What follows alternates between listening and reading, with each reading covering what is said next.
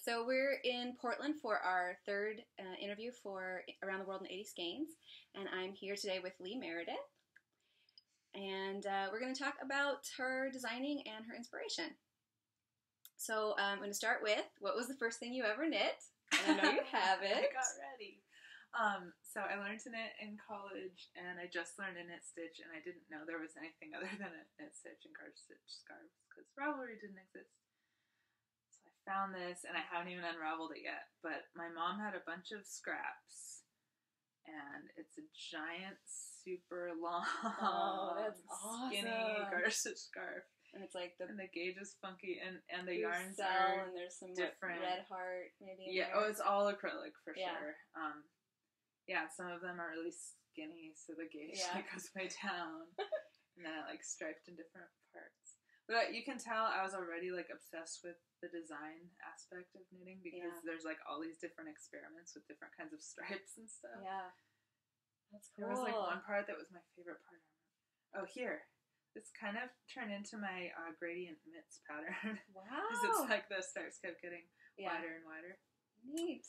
Anyway, it's hideous. But I'm surprised for your first pattern or for your first knit thing that it's actually all sort of the same size. Sort of. My first scarf went like this. It just kept growing on one side, and I couldn't figure out how. I didn't have increase issues, but I definitely had gauge issues. Yeah. Those are pretty different. That's pretty. And then my second design was a lot. Not design. My second thing that I knit, which was also a garter stitch scarf, was a bit more even and a real thing. Where you actually mixed 3 colors on purpose? Yeah, I had a concept. I recognize this yarn. This is also, Woolies Thick and Quick or something, right? Yeah, and I learned to knit in 2002 in San Diego, and Michael's. I didn't know of any local yarn stores. I found out later there were a couple, but I didn't know of them at the time. Yeah. So Michael's was, that's where I got my yarn. I think I actually have these 3 same colors from Michael's in San Diego, probably in the early 2000s. That's really funny. Oh, wow. We could have been there on the same day. Probably. Okay, so what's your favorite thing about being a designer? A lot of things. I love working for myself. So there's the kind of job business aspect of being my own boss. Not having anybody in charge of me, and not having to be in charge of anybody else too, because I hate having to tell other people what to do. I like just being me only, no one else. Yeah. So there's that. But my favorite part of the designing is the thinking of a concept in my head and then making it become real, having an idea and turning it from a sketch and some notes into some swatches into the actual item, and being in charge of that whole process and getting to see my idea become reality. That is a very, very cool thing. Yeah. What's the hardest part, do you think? The hardest part is figuring out the best way to tell other people how to make it, because I always want to give them all these options. My patterns are kind of known for having a lot of options and variations and stuff, and I love that, because the way I think about knitting is so flexible and always thinking of different ways to do things. So I want to tell people all the different ways, but it's it can't get too big and crazy, and some of my patterns are too big and crazy. But I'm trying to really work on making simpler, shorter patterns, and then deciding on the best wording, how to explain a technique, and nothing clicks with everybody's brains, because everyone's brains are different, and that's the hardest part, is making decisions about how you're going to present something to the knitters. And you're not afraid of mixing lots of colors together, notice. Is there any color combination that you just don't like? No, there's a lot that I don't like. It's kind of if I see it, I know if I like it or not. But I'm a big fan of neutrals with colors and balance, and neutral with a bright together. Although a lot of my patterns have a lot of brights together too, but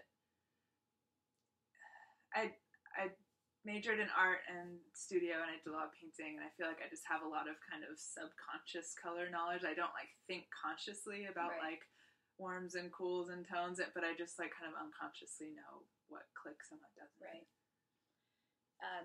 So same question I asked the last two. If Pantone lets you pick the color of the year, what would you pick? Oh, that would be like the hardest decision ever. Not a big fan of their last few. I'm not aware of all of them of the past, but I've been aware of the last couple, and I wasn't a huge fan.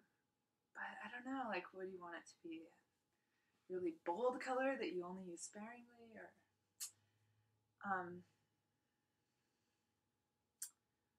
so maybe some kind of green, like either an aqua-y green or yellowy green or something in the green family, because that can be used just a little or a lot and not be too crazy. So I know you have a lot of collections. Do you start off knowing that you want to do a collection, or do you start with one piece and then like more are born from it? Usually I start out knowing, I'll start out with an idea for one piece and think like, oh, that kind of broad concept could make a cool collection. And then before I even start designing the one piece, I'll kind of figure out what the collection is going to be. Usually my design that I'm releasing tomorrow is the final design in a collection that was the other way. That was a shawl that I did as a mystery knit along in 2010. And then like 2 years later, I decided it would make a cool collection, and then I had to like have a coupon code for people who already bought it, and because I was like doing the collection later. And that's been like a really long spread out thing where I've just released like one pattern a year for the last 3 years. And I never want to do that again because it's this big like weight. So usually now I kind of plan it. I do it. I know what I'm doing the whole time. Do you release them one at a time, but they're all part of a collection, or do you just like try to do them all at the same time? Usually, I've only ever done one that I released all at the same time. That was my coloring book collection. That was a Malabrigo freelance designer thing. I forget what they call it, but that was like it had kind of a date it was supposed to be released, and it had to be all at the same time. So I did it that way. Every other one I've done, I've always released them separately, so you can kind of like pre-order when the first one's out. And I like doing it that way because it spreads out the fun of the releases and stuff. I super love the creepy Pan's Labyrinth hand thingies. I saw those and I was like, terrifying. Do you have a design holy grail, like a big concept piece that you would love to do someday, but just not now, or like a large piece, like a coat or a blanket or a dress? Or I think the thing that's closest to that is I've done some like reclaimed sweater projects, like upcycling of sweaters, like taking apart edgings and reknitting edgings. And I did this one big project where I took apart all the edgings and I added a hood and I added pockets and all this stuff. And I had this idea of, wouldn't it be cool to do a whole collection that's that? So it's tutorials for taking apart old sweaters and knitting parts onto them. And it was like overwhelming. And I was like, I don't even know.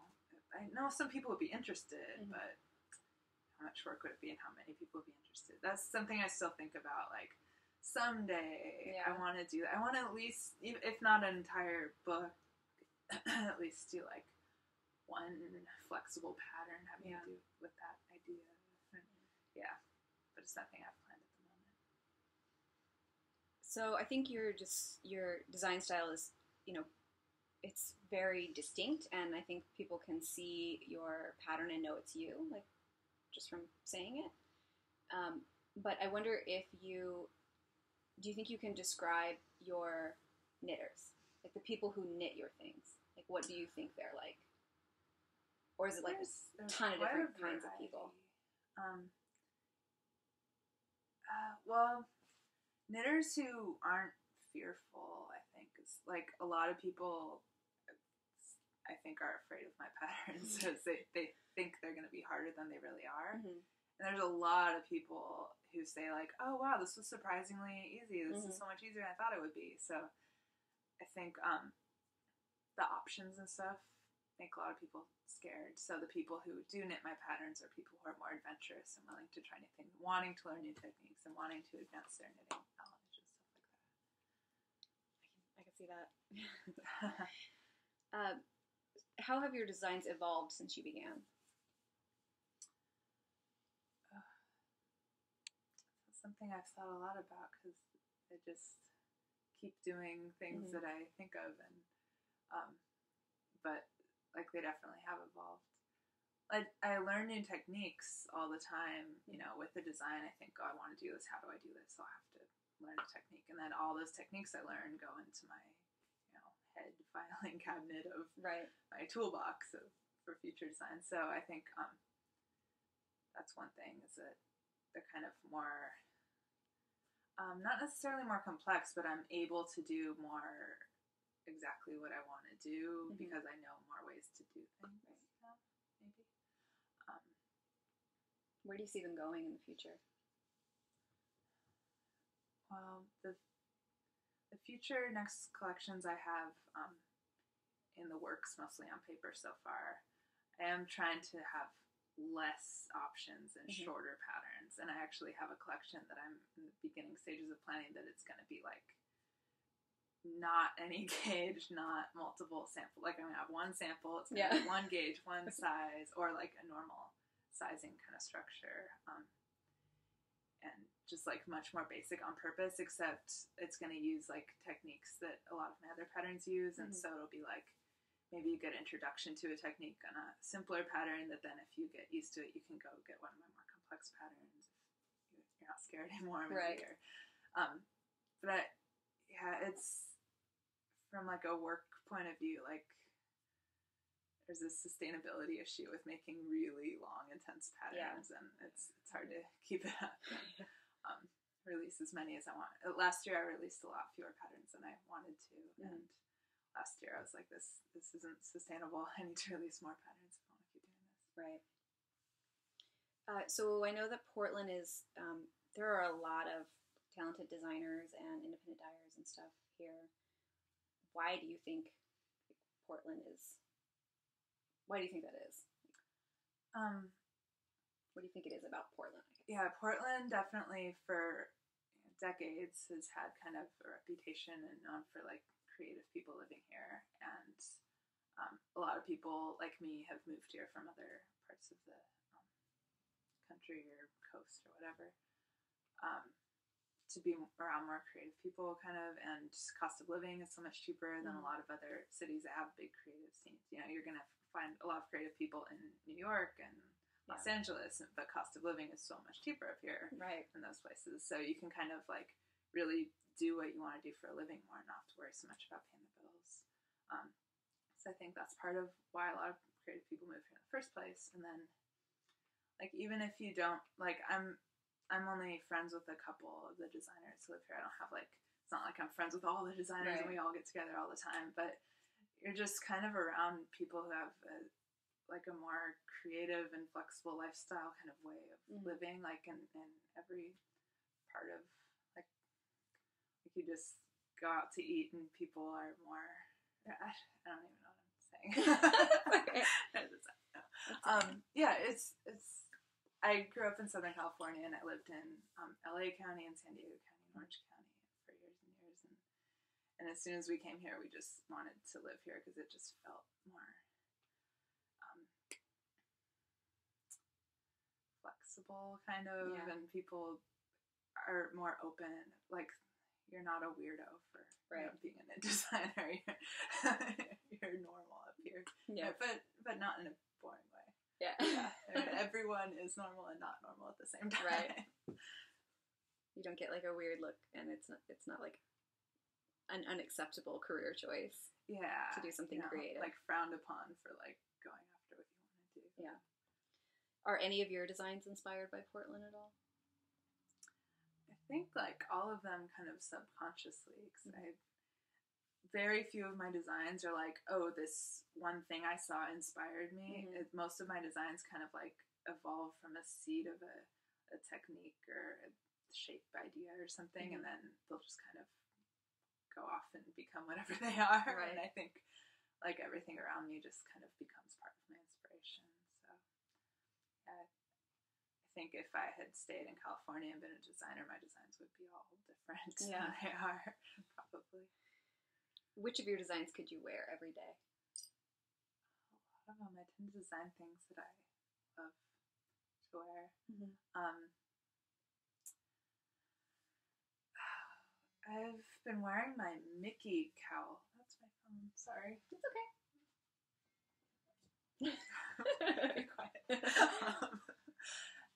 my Mickey cowl that's made with Jill Draper and Madeline Tosh, Aran Weight yarns, and it's squishy, but it's not too big, and it's like just the right size where it doesn't like loop down and get in your way, but it's not too tight either. I've been wearing that like crazy because it's like just the perfect amount of warmth. I've also been wearing my Adventure Knit Along shawl from last year's Adventure Knitting. It's a big, squishy worsted weight crescent shawl that wraps around and ties nicely, and it's also the same thing where it's like big enough to be warm, but not too big to like feel too heavy. Yeah, those two are like my go-to winter things. If a knitter came to visit you, where would you take them? Favorite yarn stores or knit nights or? Yeah, well, I have a weekly knit night that's awesome. So that I'm tagging along to tonight. I would definitely take them that, especially if they like good local beer. And I know a lot of awesome knitters in Portland because it's a neighborhood knit night, so it's all southeast. Anyway, favorite yarn store is Twisted. Twisted actually opened like just a couple months before I moved here, so they were brand new, and I was brand new to the city, and I feel like they were my shop that kind of carried my patterns before anyone else did, and I taught there before anywhere else, and like my shop. So definitely I would take Knit and Twisted. Knit and Kitten is this awesome tiny store on like northeast 75th and Gleason, like in the middle of nowhere. If you know Portland, you know that's not near anything. And it's a craft thrift store, and it's all just like donations and estate sale stuff, and it's vintage fabric and old yarn and old needles and magazines, old knitting magazines from like the 70s, and just tons of stuff, and it changes every time you go. And that's cool. Yeah, it's great. Scrap is, if you're into like other kinds of crafting, it's also just kind of a used stuff store. It's all like donations from schools and stuff, and a lot of it is like stuff that would otherwise be trash, like old floppy disks and old like film canisters and stuff that's just donated in bulk. Like crafters might be able to make use of this, right? And also like yarn and fabric and stuff like that too. I'm a big fan of recycled materials and old craft becoming cool new things. That's cool. If you could go anywhere in the world on your own fiber art store, where would you go? Iceland. Yeah. So many people are going there lately and Instagramming pictures, and that's like my number one. Yeah. Yeah, I haven't thought about this question beforehand. I haven't answered prepared. Is there like a yarn that you like from somewhere that you'd like? I know you work with Malabrigo. Like to go to Uruguay and see that, or? Yeah, I mean, if I had the chance to, I would. But there's so many places in the world. I went to the UK and Ireland a couple years ago, and I was surprised. There's so many sheep. Yeah. But there's like, I don't know, a lot of parts, especially in a lot of parts of Ireland, there's like not locally made yarns and stuff. So I would have to do some research and find out like which, like I know Iceland has like Lopi and drugstores and stuff because of Instagram. Yeah. So that's like why I'd want to go there, because I know there like really is locally made yarn everywhere. So I'd want to do research about what other countries like. I know some good yarns are made in Germany. I don't know how yarn-filled Germany is. Like in different cities. That could be a possibility. What's the most important knitting lesson you've ever learned?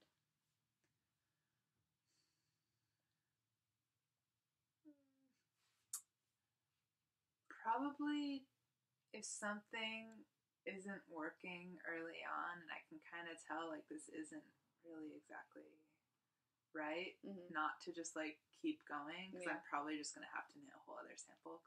So many of my patterns have multiple samples because I didn't plan for there to be multiple samples, or I only planned like 2.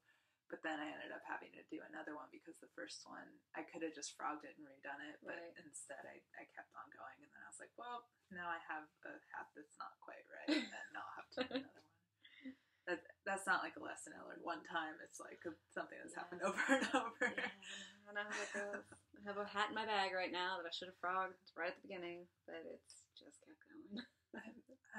It's not good to be a designer and be bad at frogging.